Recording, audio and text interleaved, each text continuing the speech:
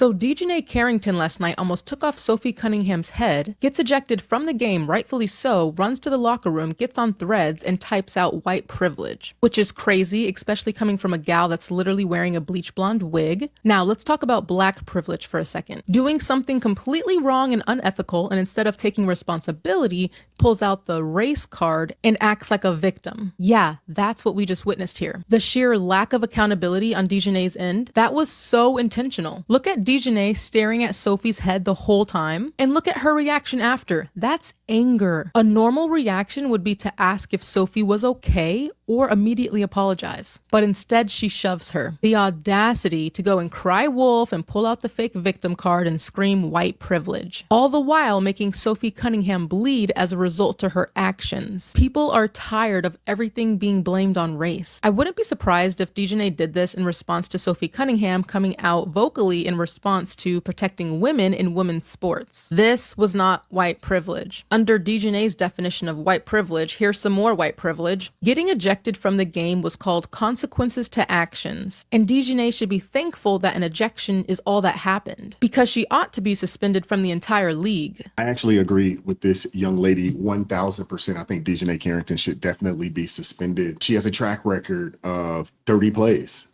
in the league. She has a track record. Now, do I think she should be completely suspended for the league, in perpetuity?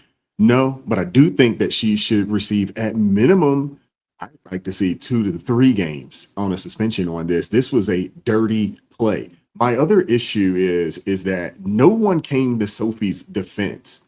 When she hopped up to defend herself, her teammate grabbed her. This wouldn't play in the men's league. You're not going to clothesline a man and think that the entire daggone bench isn't about to clear. What are we doing? And then the coach has the nerve.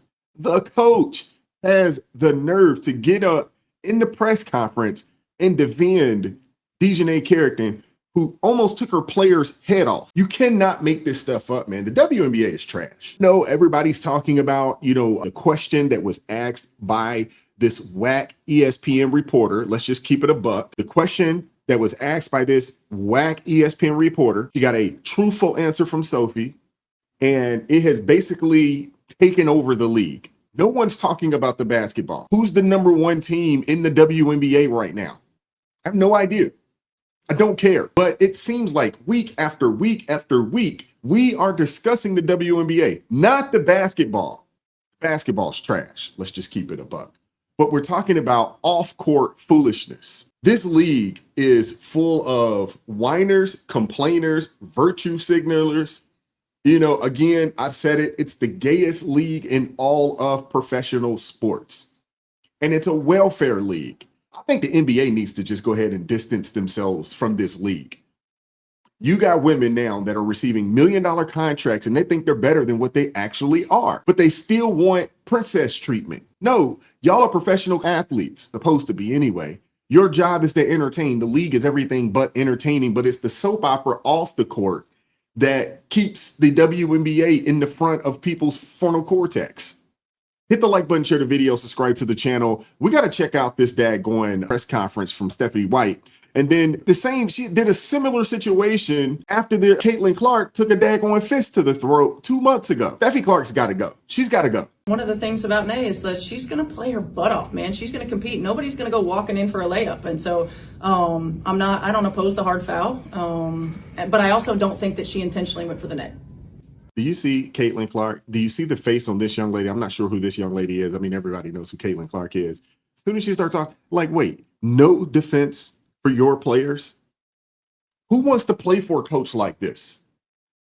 Seriously, who wants to play for a coach that will not defend their players when they almost think about it. This could have been worse. Your player got up with a bloody mouth, could have been seriously injured, because that's the kind of play, those types of dirty plays when you're in the air and somebody is not going for the ball, they go for a clothesline. Things could have been way worse, could have been a season-ending injury off of those types of plays. And you defend the culprit, and then Dejanay with a platinum blonde wig has the nerve to get on social media and say white privilege? In the WNBA media, the people that actually cover this foolishness, they run cover for it. This wouldn't fly in the NBA, man. This wouldn't fly in men's NCAA basketball. It wouldn't fly. This is outrageous, man. Nonsense, hate nonsense. And it is absolutely unacceptable. Most of this coming from the online community. Most of this, in my heart of hearts, I believe, not coming from WNBA fans, Indiana Fever fans. I believe that this is people who are using our league, using our players to further divisive agendas. It's not acceptable. One of the things about Nay is that she's going to play her butt off, man. This is the most virtue signaling league out there. And I get it. It's a league. I think it has 180 players, and the majority of the league is a part of the alphabet community. I heard somebody, and I cannot think of the young brother's name, but I want to give him credit for it. But he said this league, they don't do nothing. There's nothing but hooping and humping. Somebody in the comment section, if you know the young brother, please shout him out. I cannot remember his name right now off the top of my head. I believe his name is Maurice. He has a channel on YouTube, but he said it, he coined it. So not my phrase, but I mean, these people are ridiculous. This Steffi White lady, in a relationship with, I believe, Lisa Salters, they're in the alphabet community. And as long as you are a part of that quote unquote community, part of that quote unquote sisterhood, you can do no wrong. They will not say anything negative about you. This is outrageous, man. I'm telling you, this league needs to be ran by men. I'm talking about from the commissioner down. There need to be more men coaches. There need to be better men referees. And you need men in the front offices. And you need men in the actual league commissioner, because they're not about turning a profit. Magic Johnson just said it not too long ago, this past weekend or so. He was talking about how they've owned the Sparks. They'd never turned a profit. If it wasn't for the NBA, this league would have been done a long time ago, but because they're subsidized, and this is what happens when you subsidize businesses. Here they are acting like they're better than what they are. They've never turned a profit. They had t-shirts on last year, pay us what you owe us. Nobody's watching.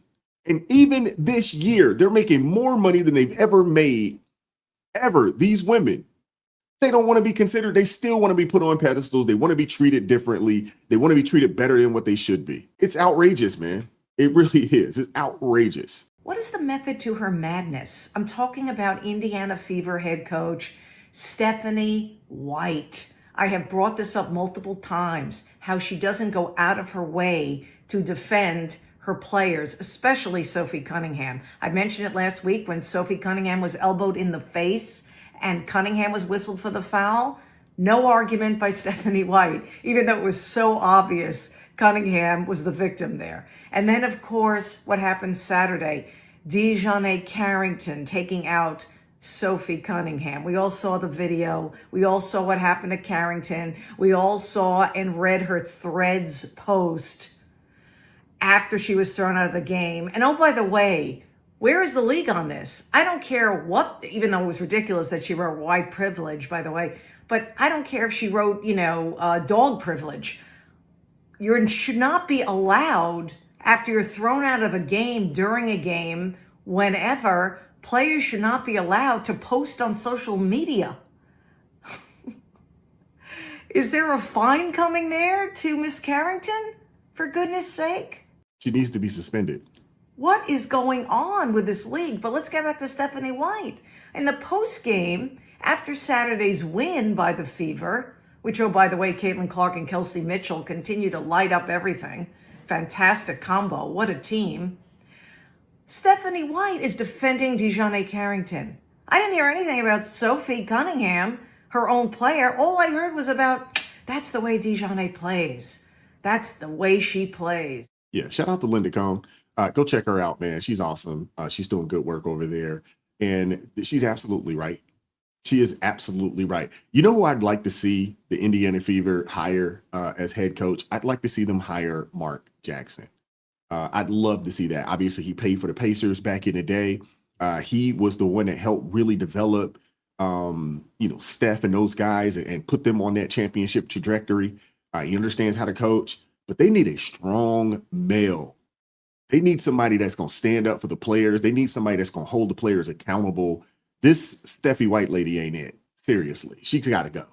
She needs to be fired yesterday. Men are going to be allowed in the WNBA? I mean, what exactly are we doing right now? The WNBA is still young, about 30 years old, but it seems like more recently they get more attention placed on themselves for everything except for the basketball and more about things outside of ball. Okay, right now there's the whole who's eligible to play in the WNBA. We got washed up NBA players like Royce White, Enes Kanter, who are saying, I identify as a woman. I should be able to play in the WNBA. We know that this is a publicity stunt for them. They're using the WNBA to bolster their own political needs. And then, I mean, if we even go back to Caitlin Clark, when she got into the WNBA, there were so many racial overtones between what's going on with Caitlin Clark and Angel Reese. It's ridiculous. I am not a shut up and dribble person. A matter of fact, this is America. Say what's on your mind. Back it up, say it with your chest, but say it respectfully and say it in such a way where it doesn't hurt somebody. There's nothing wrong with public discourse if we can do it civilly, something that we haven't shown to do, which is unfortunate.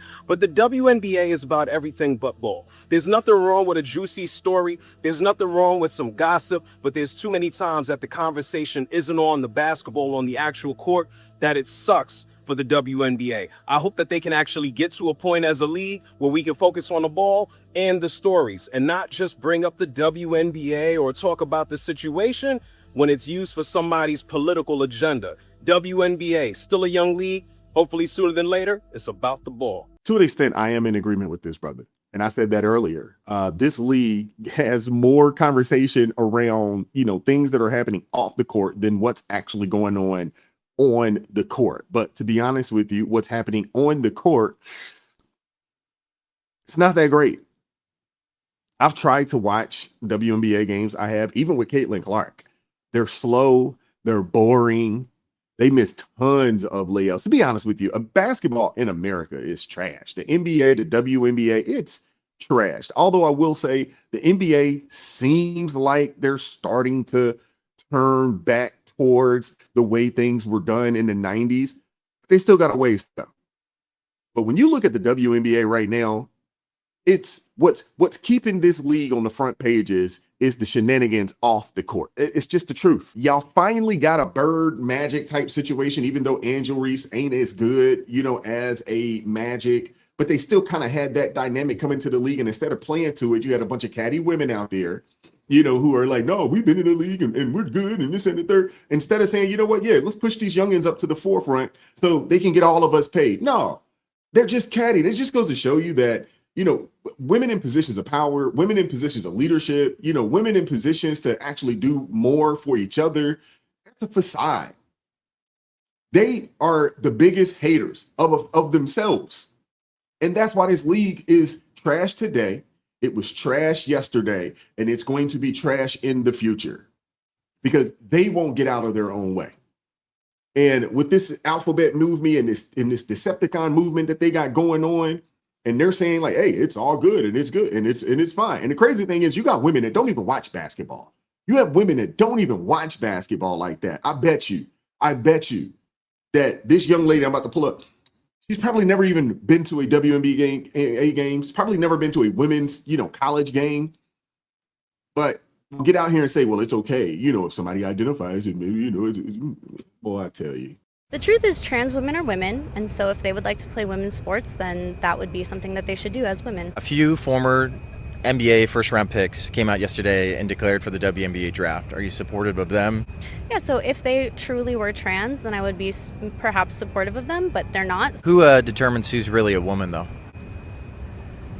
I would say I would love to see them play against Asia Wilson and beat her. I doubt they would. So thank you so much. I would love to see them play against Asia Wilson and beat her. Holy smokes. You can't make this stuff up, man. You cannot. And these are the people that have the ability to vote in this country. You can't make this up, man. Who exactly is eligible to compete? I'm just having a blast in my feminine era. I never thought that I was a woman. I've always trusted the science, and I thought I was a man my entire life. But, after further review, I look strongly.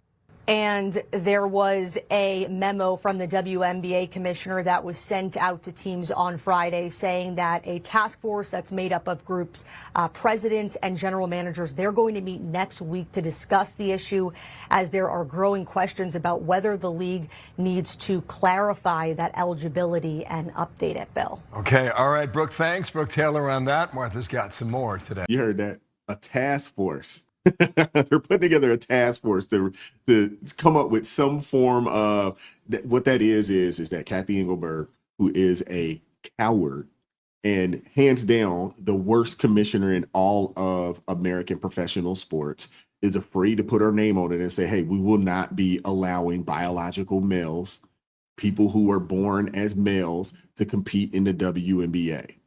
So she wants to put a task force out there, and they will come to that conclusion. They will come to the conclusion that they're not going to allow this to happen. I promise you they will, but you're not going to know who was on the task force. They're not going to release those names. So, and it takes all of the pressure and the smoke off of the NBA commissioner, and she can put it on this quote unquote task force. I want to hear from you guys in the comment section. What are your thoughts about any of this? Hit the like button, share the video, subscribe to the channel, turn the notifications on to all so you never miss an upload. Consider joining the ARP family, or you can buy your brother a coffee, or you can hit that Cash App. The link's in the description box below. I appreciate you guys that support what we're doing over here. You can also go over to the ARP family merch store, pick you up something, over there. Minister Danzel has these Stupid on Steroids t-shirts. We also have the Pray Don't Worry t-shirts and hoodies over there as well. I appreciate you guys supporting what we're doing over here. And as always, keep God first, stay prayed up. We'll catch up with you guys next time. Peace. It is God who arms me with strength. Yeah, I'm battle ready. He trains my hands for battle. My heart stays steady. But thanks be to God, he gives us the victory. Through my Lord Jesus Christ, it can't live in me. I was down to the dirt, red clay on my shoes, old pain in my shirt, oh so bruised. In the Lord hit my chest, kicked air from my breath, put power in my step.